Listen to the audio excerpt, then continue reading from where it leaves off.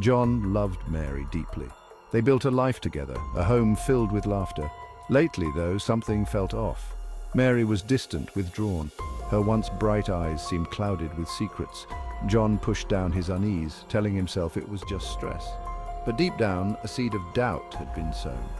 It grew steadily, threatening to consume him. John noticed small changes at first. A forgotten anniversary dinner, missed calls answered with vague excuses.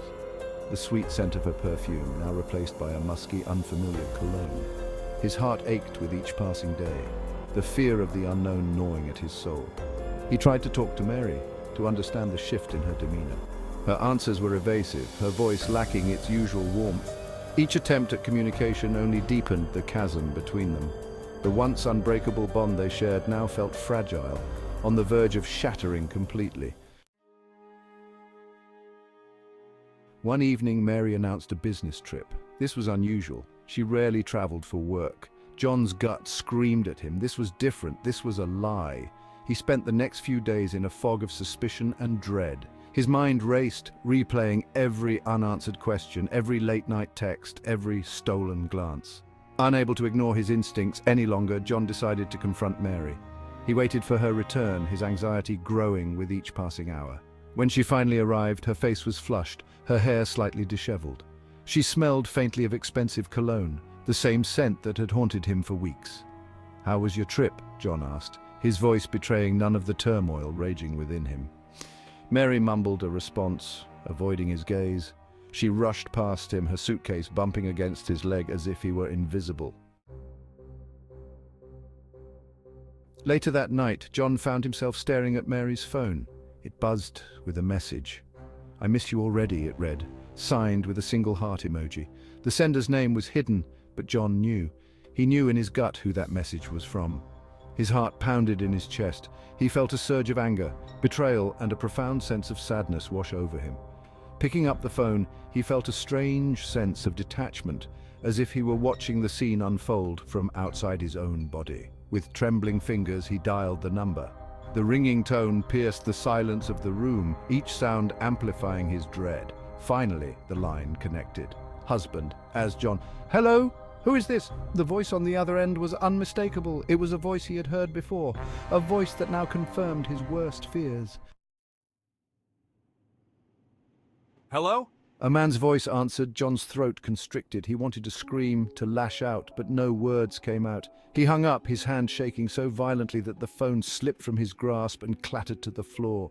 John, what's wrong? Mary rushed into the room, her face a mask of guilt and fear. The charade was over. The truth hung heavy in the air between them, suffocating them both. John simply stared at her, his eyes filled with a mixture of pain and accusation that spoke volumes. Who is he, Mary? Mary crumbled. Tears streamed down her face as she confessed everything. The affair, the lies, the guilt that had been eating away at her. John listened numbly, his heart shattering into a million pieces with each painful revelation. The life they had built together, the future they had envisioned, now lay in ruins at their feet. The following days were a blur of anger, tears, and accusations. John oscillated between rage and despair, unsure how to process the betrayal that had ripped their family apart.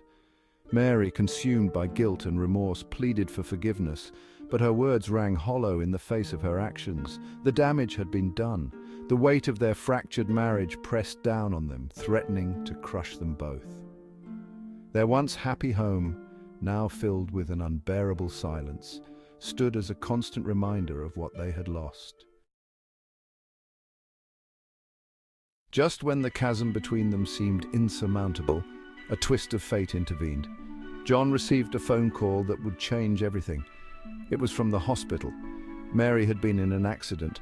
She was in a coma, her life hanging by a thread.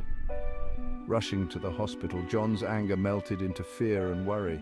He stood by her bedside, his hand clutching hers. He prayed for her recovery, for a second chance, for the opportunity to heal the wounds that ran so deep.